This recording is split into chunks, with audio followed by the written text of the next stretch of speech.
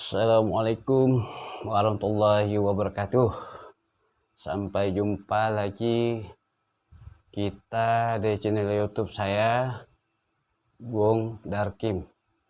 Ya, silakan sebelum kita memulai untuk membincangkan tentang persoalan-persoalan yang sekarang ini sedang rakyat Indonesia hadapi, terutama masalah kelangkaan minyak goreng salah siapa.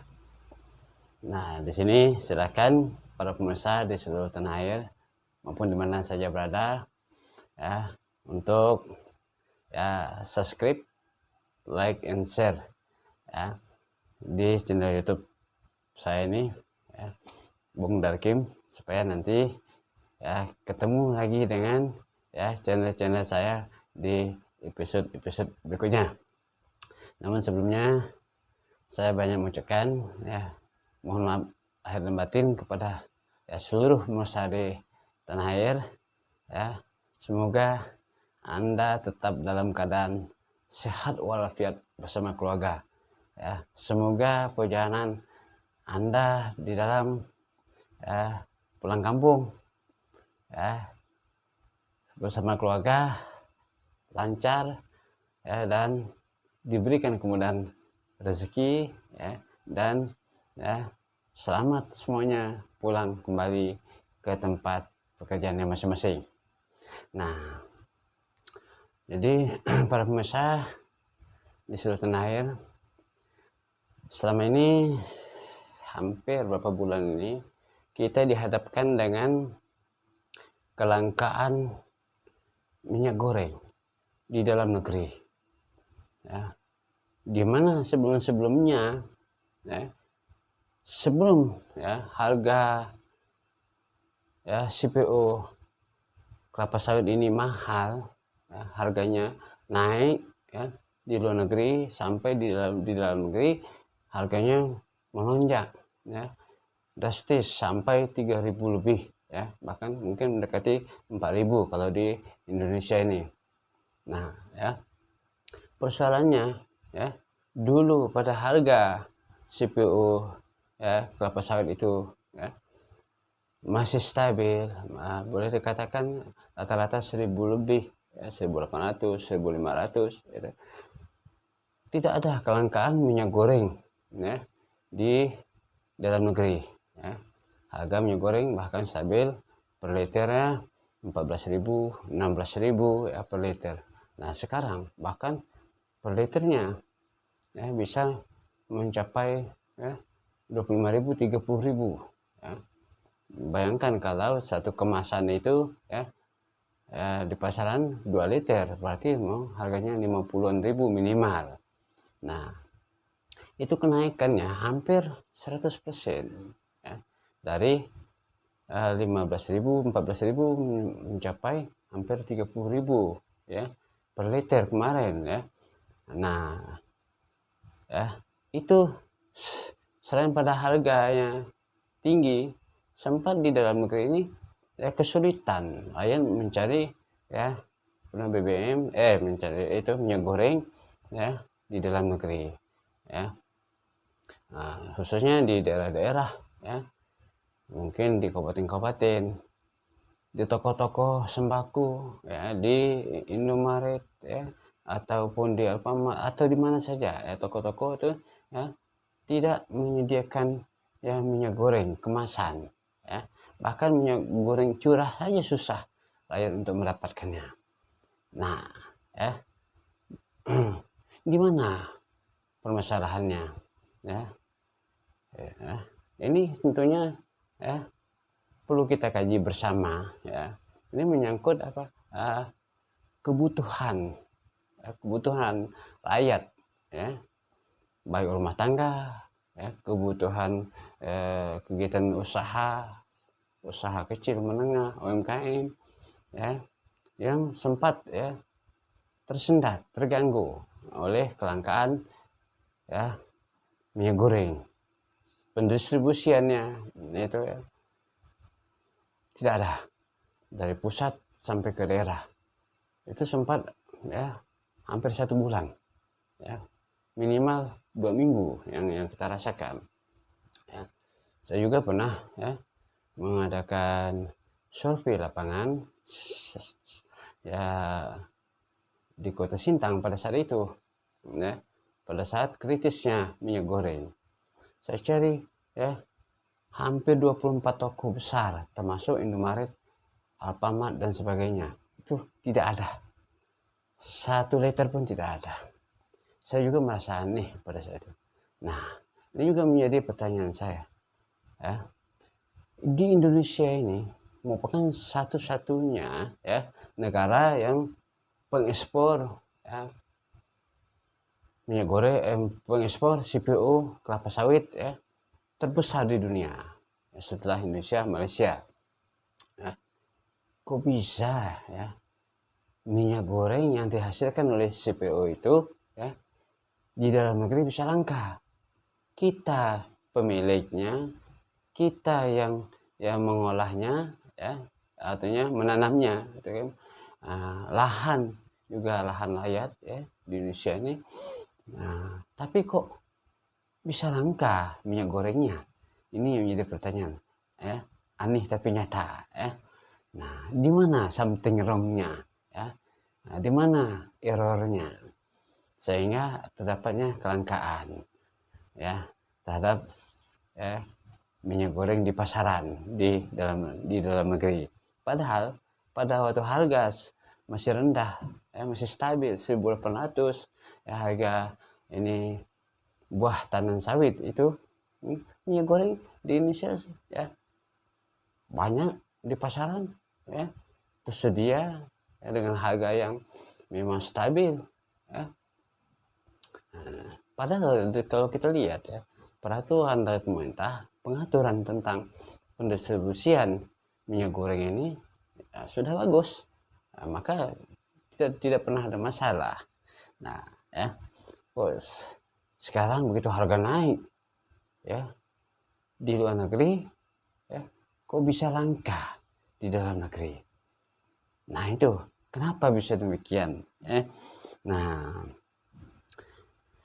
ini kenapa rakyat teriak ya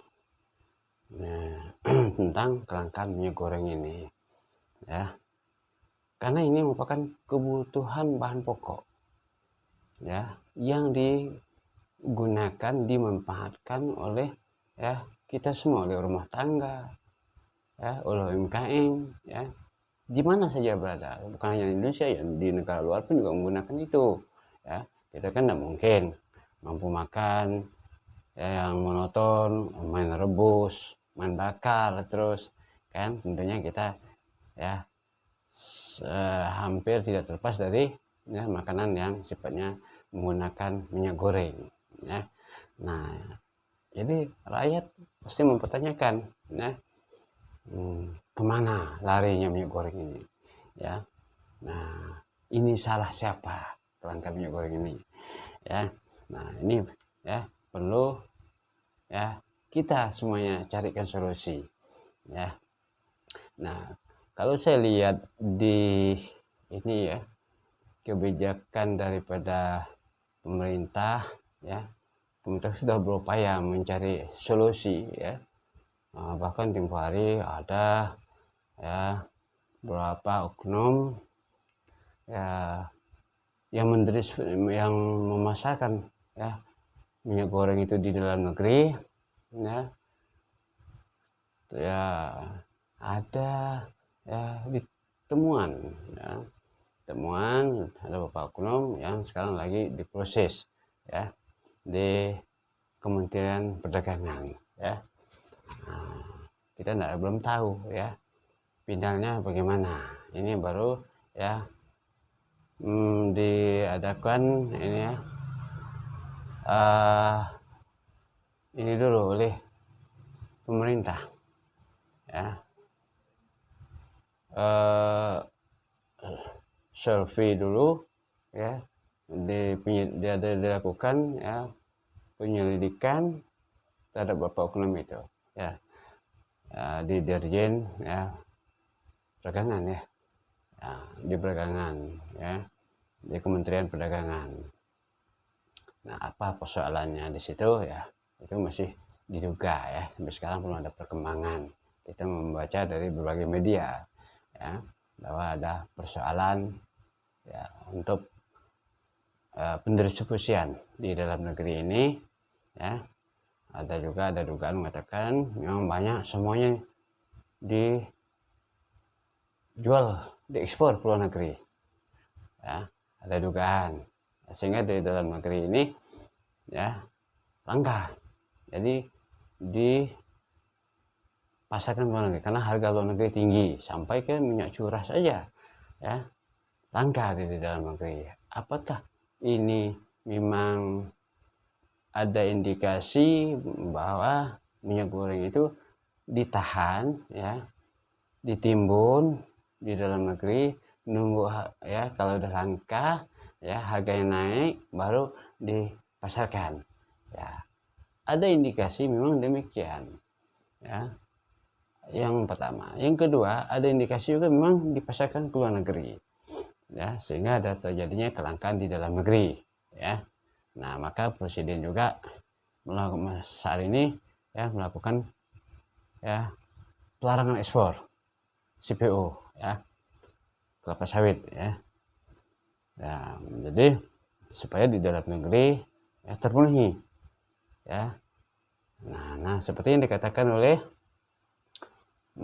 media tirto.id ya, bahwa Presiden Jokowi secara tegas melarang kegiatan ekspor minyak sawit mentah ya, crude palm oil atau CPO ya, dan minyak goreng. Nah, kebijakan ini berlaku efektif mulai 28 April 2022 mendatang ya. Ini udah lewat ya, ini sekarang udah tanggal 4 Mei ya. Nah, itu sudah berlaku ya. Supaya apa? Menstabilkan jumlah ya pasaran minyak goreng di dalam negeri sehingga terpenuhi ya kebutuhan ya seperti biasanya, kembali seperti biasanya. Nah, kebijakan presiden ini ya menurut saya ya sudah betul, sudah benar. Cuman yang menjadi pertanyaan kita, apakah betul ya, apakah bisa terus-menerus dilakukan ya ini pelarangan ekspor? Tentunya tidak ya. Ini pelarangan terbatas sepertinya ya. Nah, seandainya ya terjadinya nanti ya sudah terpenuhi kebutuhan dalam negeri ya, sementara harga tidak distabilkan ya, nanti harga di luar negeri tetap tinggi karena ada berbagai permintaan dari negara-negara yang memang sama ini ya mengimport ya CPO dari Indonesia. Nah, kalau nanti begitu dilepas, dibuka lagi keran ya tanpa ada ya pembatasan jumlah kota ya, jumlah kota CPO yang harus diekspor ya, tidakkah menciptakan kelangkaan lagi? Yang kedua, kalau semuanya pada ekspor ya, nah, itu bisa jadi ya, kalau tidak ada ya perusahaan-perusahaan tertentu yang memang ya khusus untuk memenuhi kebutuhan ya minyak goreng dalam negeri ya. Kalau semua dilepaskan pada saat ya sudah terpenuhi minyak goreng dari dalam negeri, semua yang nanti diekspor ya kan pasti langka semua. Nah, ini deregulasi ini yang nanti yang perlu segera diatur lagi kembali oleh pemerintah ya. Misalnya begini ya, berapa persen yang harus ya ditahan di dalam negeri khusus memenuhi kebutuhan dalam negeri dari jumlah perusahaan-perusahaan ya perkebunan sawit yang mengekspor ya minyak goreng ya ke luar negeri ya.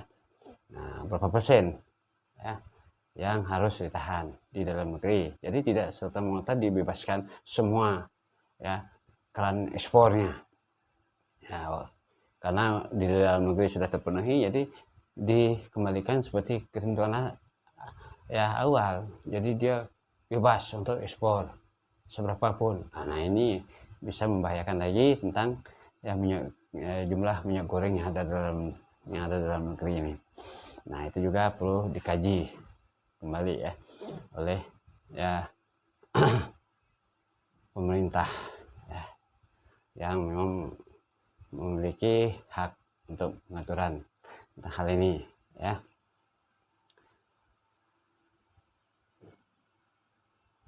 Nah kita lihat lagi ya di sini bahwa pengumuman larang ekspor itu diputuskan kepala negara ya. Dia usai rapat pemenuhan kebutuhan pokok rakyat bersama para pembantunya. Salah satunya menjadi sorotan adalah masalah minyak goreng. Nah, jadi setelah memutuskan itu bahwa ya untuk sementara CPO ya dilarang untuk diekspor oleh semua ya perusahaan ya untuk memenuhi kebutuhan dalam negeri. Nah, sekarang minyak goreng di dalam negeri apakah sudah kembali pada harga awalnya? Tidak, turunnya hanya berkisar 5.000 sampai 8.000 kalau kita lihat ya di pasaran yang real yang sekarang ini ya. Jadi belum bisa kembali ya seperti sebelumnya. Mestinya kan 1 liter 14.000 ya sampai 16.000 ya tergantung merek ya. Nah, tergantung merek. Nah, kalau 2 liter berarti kan berkisar ya 35.000 ya sampai 38.000 ya. Katakanlah itu paling tinggi 2 liter itu ya 40.000, itu udah naik gitu, udah tinggi dari harga sebelumnya ya. Nah, jadi di sini Presiden mengatakan bahwa larangan ini akan berlaku hingga batas waktu yang ditentukan kemudian oleh pemerintah ya. Ia juga memastikan kebijakan pelarangan ekspor akan terus dikaji pemerintah dan berakhir setelah ketersediaan minyak goreng mencukupi. Nah, itu yang saya katakan tadi ya. Apakah setelah mencukupi kembali ekspor semua lagi? Tidak ada deregulasi ya, ketentuan yang diatur ya oleh pemerintah berikutnya harus ya berapa persen yang tidak diekspor ya untuk pemenuhan kebutuhan dalam negeri. Nah, kemudian dari segi harga ya, dari segi harga apakah ya dengan kembali nanti ya dengan ya sistem yang sebelumnya bahwa pembebasan ekspor itu kepada para perusahaan-perusahaan perkebunan sawit itu ya tanpa ada peraturan baru yang mengatur tentang harus ada ketersediaan khusus minyak goreng dalam negeri ya tidak langka lagi nanti. Nah, ini yang menjadi persoalan kalau tidak ya ada sebuah deregulasi lagi ya pengaturan. Mungkin untuk minyak goreng ini kembali kepada harga asalnya itu susah kecuali harga di luar negeri itu menurun, memang permintaan juga menurun, dia menyesuaikan mekanisme harga pasar. Nah, kemudian ya bagaimana solusi yang sebaiknya agar minyak goreng dalam negeri ini ya tetap tersedia ya seperti yang lalu di pasaran ya tetap tersedia, tapi ya harganya bisa stabil dan terjangkau oleh ya masyarakat, terjangkau oleh para ya kegiatan usaha, terjangkau oleh ya para ekonomi rumah tangga. Nah, ini yang perlu ya pemerintah atur kembali ya supaya tidak terjadi ya hal-hal yang kita rasakan ya yang lalu ya tentang kelangkaan minyak goreng ya. Nah, di sini dikatakan bahwa Presiden mengatakan bahwa saya akan terus memantau dan mengevaluasi kebijakan ini agar ketersediaan minyak goreng di dalam negeri melimpah dengan harga terjangkau. Nah, ini yang perlu diaturkan, ya, yang perlu stabilkan lagi, yang perlu diadakan diregulasi lagi peraturan yang ada menyesuaikan keadaan yang sekarang ini tentang harga minyak goreng ya di pasaran dunia ya. Karena kita membatasi ekspor ya CPO untuk seterusnya tidak mungkin. Karena ya kita tentunya para pengekspor itu sudah ada ikatan ya, ikatan kontrak dengan negara-negara pengimpornya ya. Nah, jadi itu sulit untuk kita lakukan ya. Karena di dalam negeri juga terbatas kemampuan untuk mengkonsumsi daripada hasil ya CPO yang diproduksi ya, yang dihasilkan oleh perusahaan-perusahaan perkebunan sawit di Indonesia ini.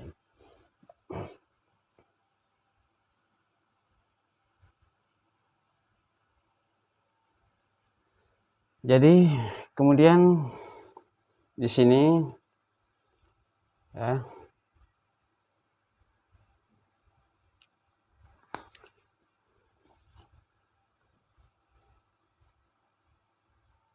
tadi ada ya, kita bahaskan lagi ya tentang subsidi. Nah ya, tempo hari ada indikasi bahwa minyak goreng harga yang lalu itu disubsidi oleh pemerintah sehingga harganya bisa 14.000 sampai 16.000 per liter. Nah, terus sekarang bisakah subsidi itu ya pemerintah hilangkan? Sebenarnya ya kalau itu bisa dialihkan kepada perusahaan ya, untuk menanggung subsidi itu ya saya kira bisa ya, tidak harus pemerintah, tidak harus negara yang menanggung subsidi daripada minyak goreng itu supaya minyak goreng itu tetap stabil. Nah, bagaimana caranya? Solusinya ya setiap perusahaan sawit ya yang ada yang ekspor itu ya dia harus mengeluarkan ya anggarannya untuk mensubsidi ya harga minyak goreng di dalam negeri. Jadi sifatnya join ya. Jadi sifatnya gotong royong. Perusahaan-perusahaan yang mengekspor itu ya mensubsidi ya harga minyak goreng di dalam negeri. Nah, ya kenapa tidak bisa? Ya.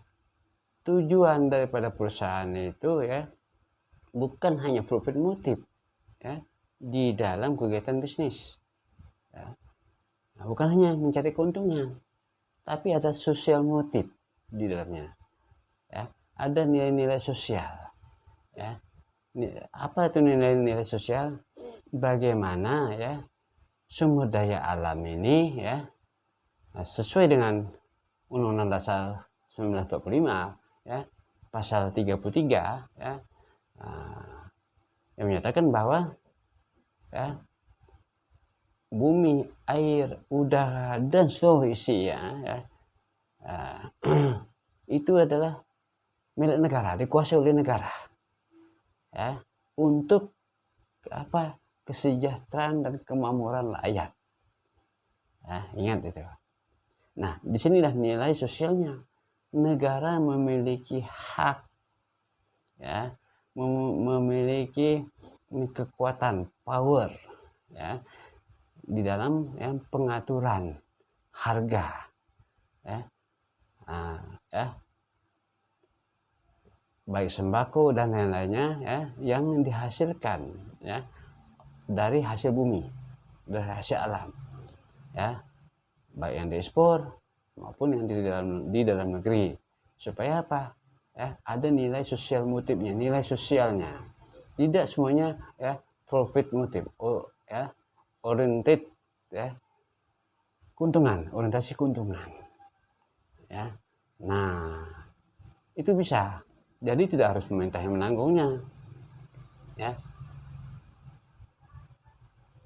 Jadi dalam hal ini ya, kita mencoba bagaimana ya pemerintah perusahaan ini ya, ikut andil di dalam mensejahterakan ya, kehidupan rakyat dengan ya, kegiatan-kegiatan usaha yang mereka lakukan, selain pada mereka menampung ya, menerima ya, tenaga kerja ya, juga menyediakan ini apa itu barang-barang yang diproduksinya untuk dalam negeri maupun luar negeri. Tapi juga mereka ya, harus memperhatikan kemampuan ya konsumen atau rakyat di dalam memenuhi kebutuhan yang mereka sediakan, yang mereka produksi. Nah, jadi itu perlu ya. Kalau dalam istilah ekonomi itu namanya ya possible hand ya, tanggung jawab ya, ikut campur tangannya pemerintah ya di dalam kegiatan ekonomi ya, possible hand economic ya, atau economic possible hand ya, campur tangan ya pemerintah di dalam kegiatan ekonomi pengaturannya. Nah, karena kita ini kan negara ya yang berdasarkan ekonomi Pancasila, bukan liberal, bukan kita lepaskan dengan kebebasan pasar, mekanisme pasar, tarik menarik permintaan dan penawaran, tapi kita ekonomi Pancasila. Nah, di mana ekonomi Pancasila ini bisa dilakukan dengan hal sesuatu itu diatur secara musyawarah, baik harga gitu ya, dan lain-lain ya, dia lakukan musyawarah gitu kan. Nah, demi apa ya, kita juga lihat juga ya, kegiatan ekonomi kita mesti juga harus ada nilai-nilai ya gotong royongnya untuk memakmurkan seluruh rakyat Indonesia. Jadi tidak seperti negara-negara barat yang harganya dilepas kepada kebebasan pasar, mekanisme pasar ya, tarik menarik pasar ya.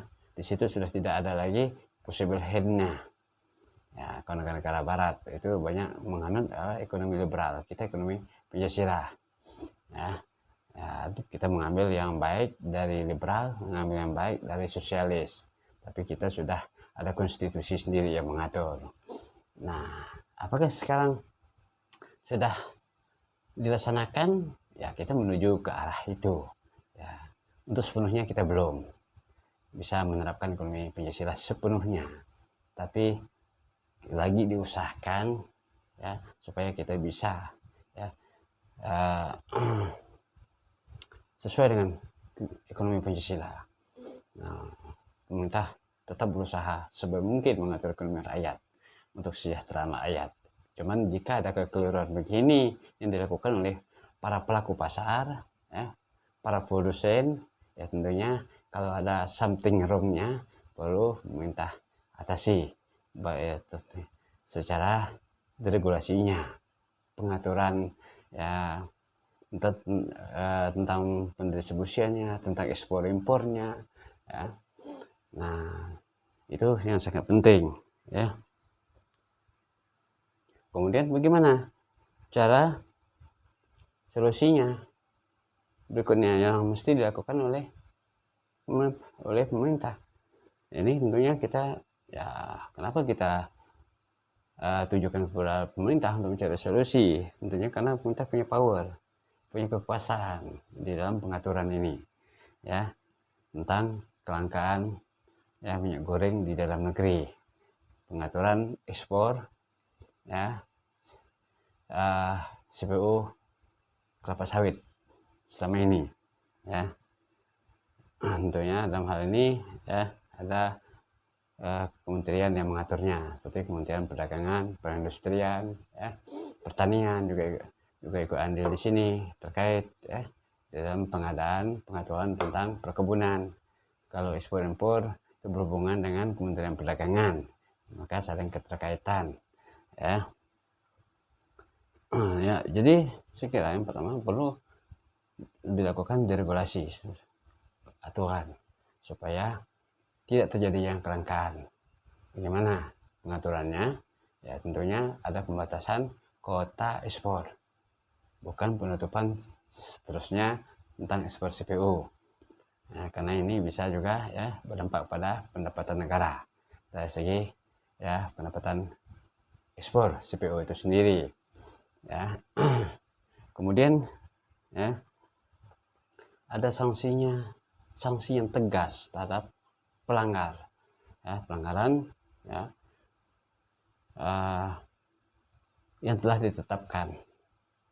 Kalau tidak ada sanksi tegas, nanti terulang lagi ya, terulang lagi kelangkaan minyak goreng ini. Ada juga ya mungkin ya perusahaan-perusahaan nakal ya, yang melebihi kota, sehingga nanti terjadinya ya pelanggaran lagi. Ada juga mungkin yang ekspor ilegal yang seperti sekarang ini, banyak yang kapal-kapal ditangkap di lautan, misalnya kita baca di media ya kan. Nah jadi harus tegas. Kemudian ya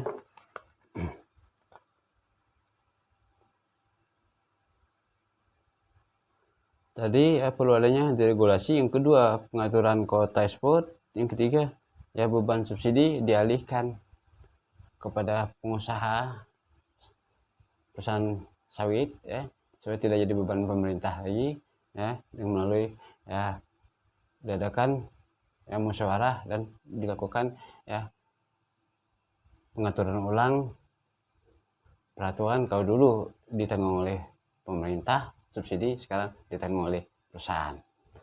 Nah, ya. Dan yang keempat tadi sanksi yang berat. Saya kira itu ya, yang bisa mengatasi daripada kelangkaan minyak goreng ya, di dalam negeri supaya tidak terulang kembali ya. Jadi para pemirsa, sebelum kita lanjutkan ya, saya lagi ngopi dulu. Oke, ini kita perlu ngopi santai ya, supaya kita relax. Insya Allah minyak goreng nanti dapat diatasi oleh pemerintah, kita yakin ya, pemerintah pasti bisa mengatasi ini.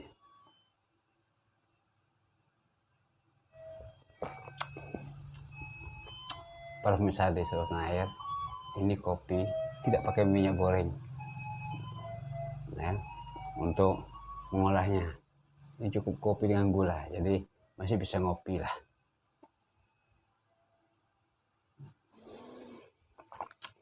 Mantap. Oke, para pemirsa di seluruh tanah air yang berbahagia, memang persoalan bangsa ini bukanlah merupakan hanya tugas dari pemerintah ya untuk mengawasi. Kita semua bisa mengawasi dengan cara melurus dari hal-hal yang keliru ya, agar kembali pada hal yang sebenarnya sesuai dengan ketentuan peraturan yang telah ditetapkan oleh pemerintah. Dalam hal ini pihak eksekutif maupun pihak legislatif ya. Jadi saling mengawasi, membangun negara ini milik bersama ya. Nah, supaya kita sejahtera bersama, karena yang menikmati pembangunan ini ya, kemakmuran ini mestinya ya seluruh rakyat Indonesia, bukan orang-orang tertentu ya. Nah, jadi kewajiban kita, tugas kita ya, untuk ya saling ya meluruskan, saling mengkritisi, tapi yang konstruktif ya. Nah, ya dengan cara yang ya halus ya, dengan cara yang baik ya, sehingga kita saling ya bisa menerima ya, bisa memahami ya, demi bangsa ini ya, demi perkembangan kemajuan ya dan kemakmuran negara Indonesia seperti yang dicita-citakan oleh para pendahulu kita, ya. Nah, itu terciptanya ya negara Indonesia yang adil dan makmur berdasarkan Pancasila. Oke, para pemirsa di seluruh tanah air, ya, sampai di sini dulu ya, pertemuan kita yang membahas ya masalah kelangkaan minyak goreng. Ya, ini salah siapa ya, dan bagaimana solusinya. Nah, ini adalah tugas kita bersama ya. Kita tidak menyalahkan siapa-siapa, tapi mungkin juga ini salah kita semua. Kenapa? Karena kita lupa saling mengingatkan ya. Nah, demikian yang dapat saya sampaikan ya. Semoga para pengusaha di tanah air ya, tetap dalam keadaan sehat walafiat ya, dan tetap kita mendukung ya kebijakan-kebijakan daripada ya pemerintah ya yang sudah ada ya, yang sudah benar ya. Kalau terjadi kekeliruan ya di lapangan tidak seperti yang tertulis di aturan, marilah kita bersama-sama meluruskannya ya, saling kita mengingatkannya ya, supaya ya apa yang dicita-citakan oleh pemerintah tercapai seperti yang telah ditetapkan. Ya, demikian saya ucapkan ya, selamat siang semuanya ya, dan mohon maaf lahir dan batin ya, minal aizin wal faizin.